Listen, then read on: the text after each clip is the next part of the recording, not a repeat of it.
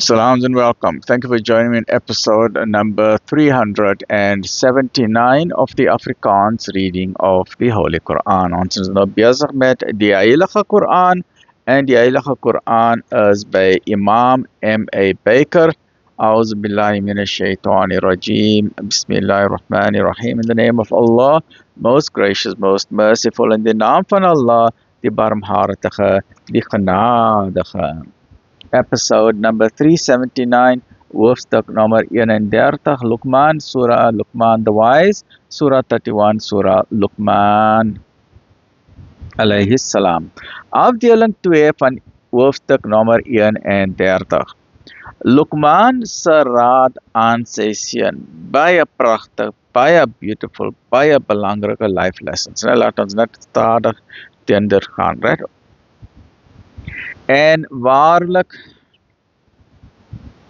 ons het wysheid aan Luqman geskenk en gesê, wees Allah dankbaar, want hy wat dankbaar is dankbaar terwille van sy eie siel. Ons sê alhamdulillah, shukr alhamdulillah. En hy wat ondankbaar is, sekerlik is Allah self genoegsaam, lofwaardig. En toe het Luqman aan sy seun gesê, o my seun, vereenselwig niemand met Allah nie.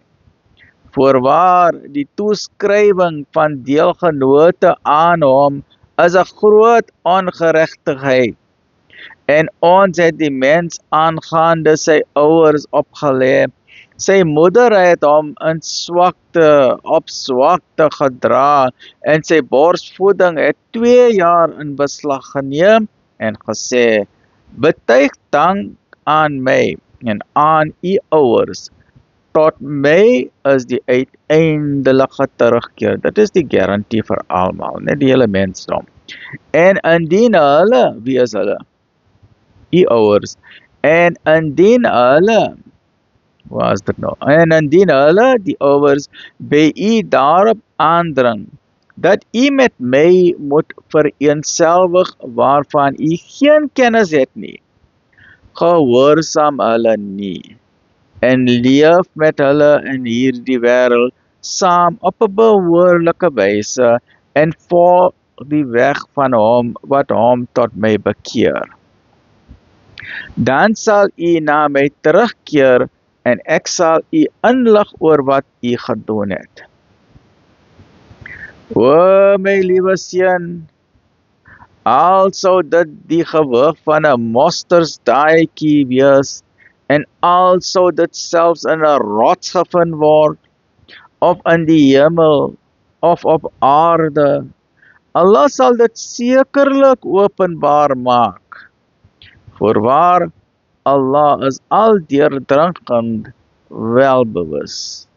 O my liewe seun, onderhou die gebed en beveel die goeie en verbid die kwade, en verdra geduldig wat u ook oorkom. Waarlik, dit is 'n ernstige saak. And join the good and forbid the evil, né?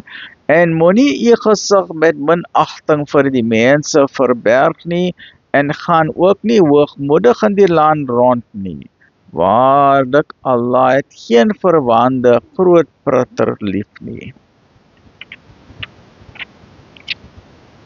En slaan die regte koers in terwyl u rondwandel, en laat u stem sag wees, voorwaar die stemme wat die meeste gehaat word, is die gebal van die esels.